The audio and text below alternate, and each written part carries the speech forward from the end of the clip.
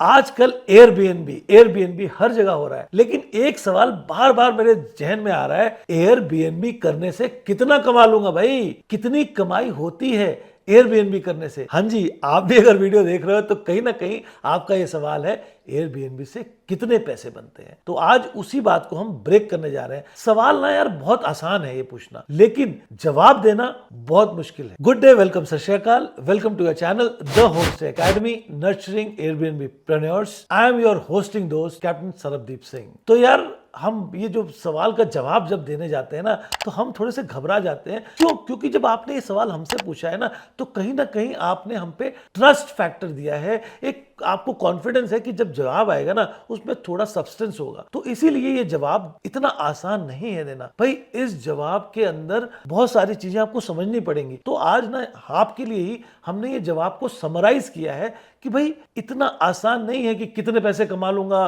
फलाना लोकेशन में मेरा एक होमस्टे, बताओ सर कितने पैसे बनेंगे, कितनी बुकिंग आ जाएगी। भाई ये मैट्रिक्स हम कभी प्रॉमिस नहीं करते। तो ये बात हो रही थी रेवेन्यू बढ़ाने की, कमाई की। तो भाई सबसे पहले आज समझ लेते हैं एयरबीएनबी होस्टिंग होती कैसे है। या तो अपनी प्रॉपर्टी हो या आप किसी की प्रॉपर्टी लीज पे लेके काम कर रहे हो। इसके बारे में हमने फुल वीडियो बना रखी है, आप देख सकते हैं हमारे वीडियो बैंक में। तो अब आते हैं नंबर गेम पे। नंबर समझना बहुत जरूरी है भाई। जितने भी आप मैथ्स में वीक हो, लेकिन कुछ नंबर्स, कुछ आइडियाज कि रेवेन्यू कितना आ रहा है, खर्चा कितना हो रहा है, ओपेक्स क्या है, कैपेक्स क्या है, ये सारी चीज़ें थोड़ी सी हमको समझनी पड़ेगी, क्योंकि अब हम बिजनेस रन करने जा रहे हैं। और एयरबीएनबी इंडिया के संदर्भ में बिजनेस ही है। बहुत से लोग इसको पैसिव इनकम के लिए यूज़ कर रहे हैं और बहुत से लोग इसको एक्टिव इनकम के लिए भी यूज़ कर रहे हैं। तो नंबर गेम आइए समझते हैं। तो जब समझना है नंबर गेम, तो नंबर्स को एक्चुअली डेटा ड्रिवन समझते हैं।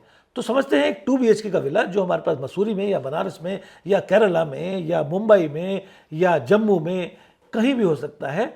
अब इसमें एवरेज नाइटली रेट हमारा मान लीजिए 2500 से 4000, सीजन ऑफ सीजन की वेरिएशंस को मिला के ऑक्यूपेंसी रेट होगी 40 से 60%। टोटल हम 50, 55, 60% के आसपास ले सकते हैं। मंथली बुकिंग इस हिसाब से आई 12 से 18 नाइट एवरेज। तो आपका मंथली रेवेन्यू कितना आया? 35,000 से 70,000 के बीच में। ये मैं बहुत एक ऐसी रियलिस्टिक फिगर ले रहा हूँ। आपकी लोकेशन, आपकी सर्विसेज, आपकी अमेनिटीज, आपका टाइप ऑफ प्रॉपर्टी, बहुत सारी चीज़ों पे डिपेंड करता है ये। तो ये खाली समझने की आप हेर है, समझिए खाली इसको और उस हिसाब से अपना एक एनालिसिस कीजिए कि ये कितना कमा लेगा। बहुत सारे फैक्टर्स मिल के जब काम करते हैं तब जाके हम एक एक्सपेक्टेशंस बना सकते हैं कि कितना रेवेन्यू आएगा, कितनी कमाई होगी। बुलेट पॉइंट्स में उन फैक्टर्स को समराइज करते हैं। भाई लोकेशन तो बहुत इंपॉर्टेंट है। अगर आप प्रॉब्ली ऐसी जगह पे हो जहाँ पे डिमांड है ही नहीं लोगों की, तो फिर आप एक एक्सपेक्ट कर सकते हो एक उसी तरह की इनकम। और फिर आप देखो ना, जिस लोकेशन पे आप हो ना, अगर लोकेशन स्ट्रांग है तो नेचुरली उस प्रॉपर्टी की वैल्यू भी ज़्यादा है, उसकी जो लॉन्ग टर्म रेंटल्स है वो भी ज़्यादा होंगे, और of course short term rental long term rental से बेटर होंगे, क्योंकि उस लोकेशन की डिमांड है। लेकिन अगर लोकेशन बहुत ही अलग है, जहाँ पे लोग वैसे भी नहीं आ रहे हैं, तो फिर तो यार कोई एक रेवेन्यू का आपको मेजरमेंट करनी पड़ेगी। जब मार्केट ही नहीं है वहाँ पे, तो बुकिंग कैसे आएगी, रेवेन्यू कैसे आएगा? तो इस तरह से you have to be present. आपको प्रोडक्ट पे तो मेहनत करनी है, आपको सर्विस पे तो मेहनत करनी है, आपको कंसिस्टेंसी पे मेहनत तो करनी ही करनी है। क्यों? जितना भी आप एडवर्टीजमेंट कर लो, जितना भी ब्रांडिंग कर लो, अगर प्रोडक्ट सही नहीं है, सर्विस सही नहीं है, तो फाइनली ना यार आउटकम आएगा नहीं। लोग एक बार तो बेवकूफ़ बनेंगे, बार बार नहीं बनेंगे। अगर आपको बार बार लोगों को बुलाना है, प्रोडक्ट में जान होनी चाहिए, सर्विस में जान होनी चाहिए, कंसिस्टेंसी होनी चाहिए, और ऑलवेज ना एक ग्रोथ ट्रैजेक्टरी में हो। अगर गेस्ट एक बार आके वापस आए तो उसको कुछ एक टॉप नॉच बेटर सर्विस ही मिले, नीचे ना जाए। दूसरी चीज आती है प्रॉपर्टी टाइप कौन सी है, क्या आप विला प्रॉपर्टी कर रहे हो, रूम्स कर रहे हो, तो लोकेशन के हिसाब से ना वो जज करना जरूरी है। इसीलिए मार्केट सर्वे एक बहुत अच्छा टूल है। जब भी हम कोई काम करते हैं यार, कोई बड़ी काम करती है तो मार्केट सर्वे जरूर करती है। तो प्रॉपर्टी टाइप कौन सी है, अगर आप ग्रीनफील्ड बना रहे हो तो आपके पास चॉइस है, क्या मैं विला बनाऊं, क्या मैं रूम्स बनाऊं, या BHKs बनाऊं, आरकेस बनाऊं, स्टूडियो बनाऊं। ये सारी चीज़ें मार्केट सर्वे से आपको निकल के आती हैं।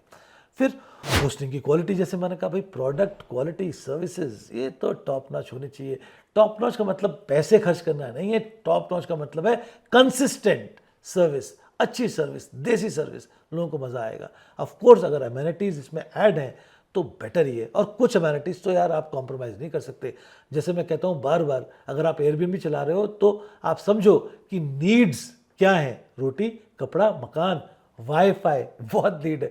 वाईफाई नहीं है ना हाई स्पीड, सॉरी, लोग नहीं आएंगे आपके पास, क्योंकि सबके पास लैपटॉप है, सबको काम करना है भाई बैठ के। हॉलीडे तो ठीक है, लेकिन कुछ ना कुछ काम करना है, हाई स्पीड वाईफाई चाहिए। तो अच्छी चीज़ है रिव्यूज़, रिस्पॉन्स टाइम, रिव्यूज़ तो यार चाहिए, मांगो रिव्यूज़। इंडियन जो गेस्ट है ना थोड़ा सा आलसी है, लेजी है, एक बार वो घर जाते हैं भले ही खुश होकर जाए, वो थोड़ा रिव्यू देने से काम करना पड़ता है और वो बिजी हो जाते हैं अपने कामों में, ऑफिस में नहीं टाइम मिल पाता है। तो एक सटल वे में रिव्यू मैनेजमेंट। फिर है प्राइसिंग स्ट्रैटेजी। यार प्राइसिंग तो सबसे इंपॉर्टेंट चीज़ है ना। आपने सब कुछ ठीक दिया, प्रोडक्ट सर्विस कंसिस्टेंसी और बढ़िया रिव्यूज भी आ गए, सब कुछ आ गया, प्राइस अब आप सोचा अब तो मैं बढ़िया हो गया, गेस्ट फेवरेट भी हूँ, सुपर भी हूँ, बढ़ा देता हूँ प्राइस, लोग तो भाएंगे ही, मेरे प्रोडक्ट टॉप नॉच है।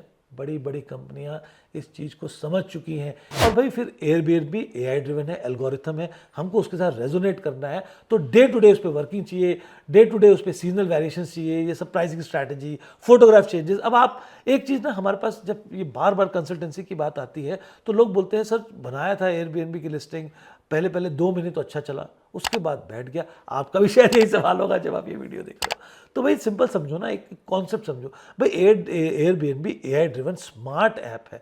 जब नए नए लिस्ट करते हो ना, भले ही आपकी लिस्टिंग बहुत ज़्यादा अच्छी ना हो, टेक्निकली बढ़िया ना हो, फिर भी एयरबीएनबी आपको हैंड होल्डिंग करता है, 2-3 महीने आपको पुश करता है ऊपर, ताकि आप दिखो लोगों को, आपका विजिबिलिटी बढ़े, एंगेजमेंट बढ़े और बुकेबिलिटी बढ़े। तो इसलिए आपने देखा होगा पहले 2 महीने अच्छा काम आया, हैंड होल्डिंग हुई। उसके बाद एयरबीएनबी चाहता है भाई अब आप नए थे, हमने थोड़ा सा आपको पकड़ के उड़ना सिखाया, अब उड़ो ना यार, अब मैं थोड़ा ना हाथ पकड़े चलता रहूँगा। अब आपका प्रोडक्ट, आपकी सर्विसेज, आपके रिव्यूज़, आपकी जो है जो प्रोडक्ट वो बोलेगा, आपका एयरबीएनबी लिस्टिंग खुद बोलनी चाहिए। तो 2 महीने बाद अचानक से बुकिंग होगी कम, क्यों? क्योंकि अब आपने मेहनत करना छोड़ दिया, उस पर बार बार टेक्निकल चीज़ों को समझना, प्राइसिंग स्ट्रैटेजी, फोटोग्राफ्स। आपने फोटोग्राफ ली थी समझ में कुछ और माहौल था, आ गए हैं विंटर्स में अभी भी आपकी समर में टी शर्ट वाली फ़ोटो है, या लोग ना नदी में नहा रहे हैं। इस समय विंटर्स में लोगों को चाहिए ठंड है भाई, बॉन फायर बारबेक्यू, कहाँ है कुछ सनसेट का, कुछ ऐसे व्यूज़ नहीं है ना। इसीलिए हम कहते हैं भाई एयरबीएनबी के एआई के एल्गोरिथम को समझो, उसके साथ रेजोनेट करो। बाकी एक हैक मैं आपको बता दूं, अगर आप एयरबीएनबी अपना स्टार्ट करना चाहते हो ना, तो आप अगर वो क्लिक करते हो बिकम अ होस्ट, तो उसके बाद आप कुछ डेटा एयरबीएनबी का ऐप या एयरबीएनबी की वेबसाइट आपसे मांगती है कि भाई कहाँ पे हो, किस टाइप की प्रॉपर्टी है आपके पास। और जैसे आप वो कैलकुलेटर पर डालते हो ना, तो आपको एक निकल के आ जाता है मोटा मोटा एयरबीएनबी अपने डेटा से। एयरबीएनबी पास पूरा डेटा है भाई, किस लोकेशन मेरे क्या रन कर रहे हैं, क्या रेवेन्यू आ रहा है, तो आपको एक मोटा मोटा डेटा बता देगा कि भैया आपका मंथली रेवेन्यू इतना बन जाएगा इस शहर में इस टाइप की प्रॉपर्टी से। तो उससे एक बेसिक आइडिया लगता है। बाकी ऑफ कोर्स आपको पास खुद स्टडी करनी है, मार्केट सर्वे करना है, एनालिसिस करना है, प्रॉपर्टी को समझना है। फाइनली तब जाके जब काम करोगे, तब इस बात का जवाब आपको क्लियर आएगा कि भाई मैं एयरबीएनबी करके कितना कमा सकता हूं।